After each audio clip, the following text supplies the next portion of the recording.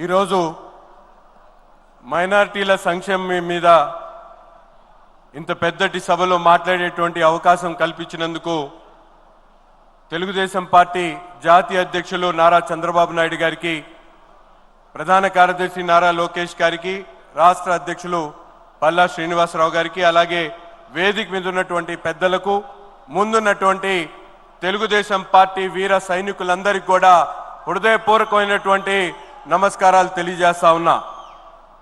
Socialism కాదు, communism కాదు, Telugu Desam party సిద్ధాంతం హ్యూమనిజం అంటూ ఆనాడు అన్న నందమూరి తారక రామారావు గారు, నేడు మనందరి ప్రియతమ నాయకులు చంద్రబాబు నాయుడు గారు ఈరోజు మనుషులు మతం ముఖ్యం కాదు, మనుషులు అంటూ రేపు మనందరికి కూడా నాయకుడిగా ఉన్నటువంటి లోకేష్ గారు ముస్లింల మైనారిటీలను నా కంటికి రెప్పలా కాపాడుకుంటాను అంటూ యువగళం పాదయాత్ర ద్వారా ప్రతి ఒక్క ముస్లిం సోదరుడు కూడా ధైర్యాన్ని నింపినటువంటి మా నాయకుడు నారా లోకేష్ గారు, ఈ ముగ్గురు నాయకత్వంలో ఏర్పడినటువంటి తెలుగుదేశం పార్టీ కేవలం ముస్లింలకు సంక్షేమ అభివృద్ధి కార్యక్రమాలే కాదు, ఈ రాష్ట్రంలో ఉన్నటువంటి ప్రతి ఒక్క ముస్లిం సోదరుడు కూడా గర్వంగా నేను తెలుగుదేశం పార్టీ కార్యకర్తని, నాయకుడిని అని చెప్పుకునేటువంటి విధంగా ఆనాటి నుంచి నేటి వరకు కూడా ఎన్ని ఇబ్బందులు పెట్టినా, ఎన్ని కష్టాలు వచ్చినా ఎత్తినటువంటి జెండాను దించకుండా ఈ రోజు కూడా చంద్రబాబు నాయుడు గారి నాయకత్వంలో ముందుకు సాగుతున్నటువంటి పరిస్థితులు ఉన్నాయి. ఈ రోజు 10% జనాభా కలిగినటువంటి మన ఈ ఆంధ్ర రాష్ట్రంలో ముస్లింలు వెనకబడి ఉన్నారు.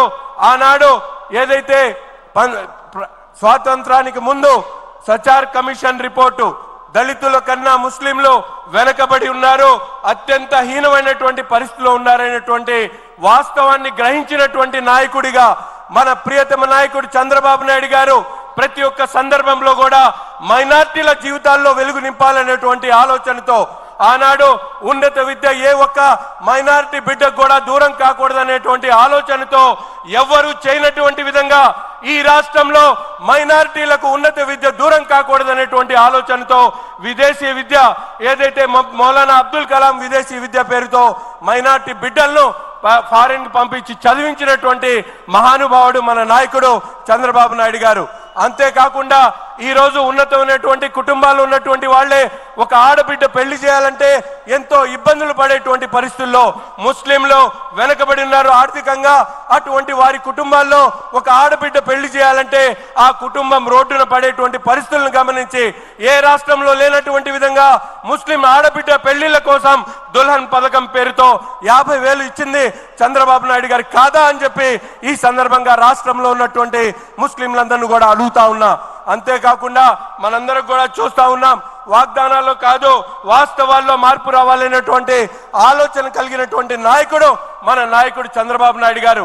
అనేక రకాలుగా ఈరోజు ముస్లిం గురుకుల పాఠశాలలు పెట్టి 23 జిల్లాల్లో ప్రతి ఒక్క జిల్లాలో కూడా సొంత స్థలాన్ని ఏర్పాటు చేయడమే కాకుండా 15 కోట్ల రూపాయలు ఇచ్చి గురుకుల పాఠశాలల ద్వారా ఉన్నత విద్య వాళ్ళకు అందించాలనేటువంటి ఆలోచన చేసినటువంటి నాయకుడు చంద్రబాబు నాయుడు గారు, పార్టీ తెలుగుదేశం పార్టీ.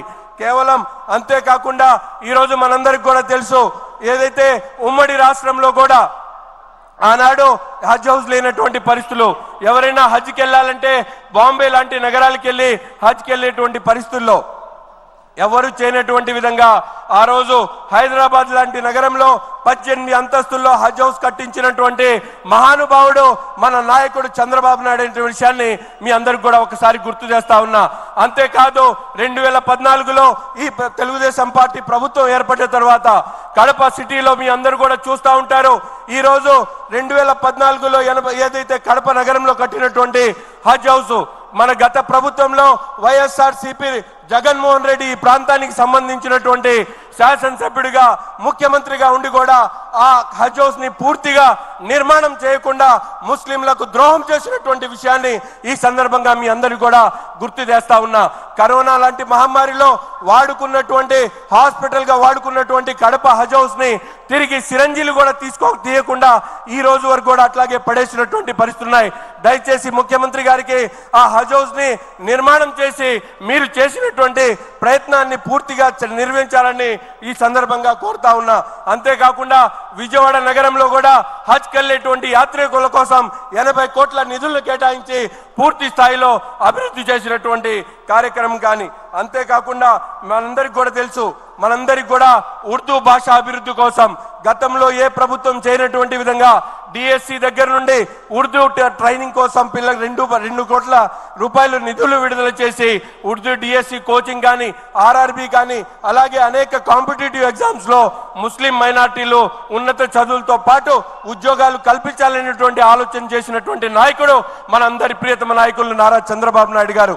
ఈ రోజు రాష్ట్రంలో మనందరం కూడా చూస్తా ఉన్నాం, ఏదో మాటలు చెప్తా ఉన్నారు. రాష్ట్ర అభివృద్ధి ఒకవైపు, ముస్లింల సంక్షేమాన్ని ఒకవైపు తీసుకుని వెళ్ళి ఈ రోజు మాటలు చెప్తున్నటువంటి వైఎస్ఆర్సీపీ నాయకులు నాటకాలు ఆడుతా ఉన్నారు. ఇక్కడ ఆ రాష్ట్రంలో ఒక మాట మాట్లాడతారు, కేంద్రంలో ఒక మాట మాట్లాడతారు. వక్ఫ్ బిల్ పేరుతో బూచీలాగా చూపిస్తా ఉన్నారు. మా నాయకుడు ధైర్యంగా పార్లమెంట్ లో లేవనెత్తి ఏదైతే జేపీసీ పెట్టడానికి ఊరుకున్నటువంటి నాయకుడు పార్టీ తెలుగుదేశం పార్టీ అనేటువంటి విషయాన్ని ఈ సందర్భంగా రాష్ట్రంలో ఉన్నటువంటి ప్రతి ఒక్క ముస్లిం సోదరుడు కూడా గర్వంగా నేను చెప్తా ఉన్నా. అంతేకాకుండా మనందరికి కూడా తెలుసు, మౌజన్ ఇమాంలకు సంబంధించి వారందరూ కూడా మిగతా వారితో సమానంగా ఉన్నతమైనటువంటి జీవితాలు గడపాలనేటువంటి ఆలోచనతో ఒక పక్కన ఇమాంలకు 10,000 మౌజన్లకు 5,000 ఇచ్చేటువంటి కార్యక్రమాలు పెట్టడమే కాకుండా ఈ రోజు రంజాన్ పండుగ వచ్చినా కూడా రంగులేసుకునేటువంటి పరిస్థితులు గత ప్రభుత్వంలో లేదు. కానీ మన ప్రభుత్వం వచ్చిన తర్వాత ప్రతి మసీదుకు కూడా 5,000 ఇచ్చేటువంటి ఒక మహత్తరమైనటువంటి కార్యక్రమాన్ని మన నాయకుడు తీసుకున్నటువంటి పరిస్థితులు. ఈ విధమైనటువంటి సంక్షేమ కార్యక్రమాలే కాకుండా మనందరం కూడా చూస్తా ఉన్నాం, గత ప్రభుత్వంలో ఎన్నో మన ముస్లింల మీద ఎన్నో రకాల ఆత్మహత్యలు, వాళ్ళందరూ కూడా ఎన్నో ఆకృత్యాలు జరిగినటువంటి పరిస్థితులు. ఒక పక్కన హజీరాబీ కానీ అబ్దుల్ సలాం కానీ అలాగే ఆత్మకూరు నగరంలో 100 మంది ముస్లిం కుటుంబాలను బహిష్కరించినటువంటి పరిస్థితులు. ఆ రోజు ప్రతిపక్షంలో చంద్రబాబు నాయుడు గారు స్వతహాగా ఆ 100 కుటుంబాలను తీసుకొని వెళ్ళి చలో ఆత్మకూరు పేరుతో వాళ్ళ ఇంటి దగ్గరికి దించినటువంటి నాయకుడు మనందరి ప్రియతమ నాయకుడు నారా చంద్రబాబు నాయుడు గారు.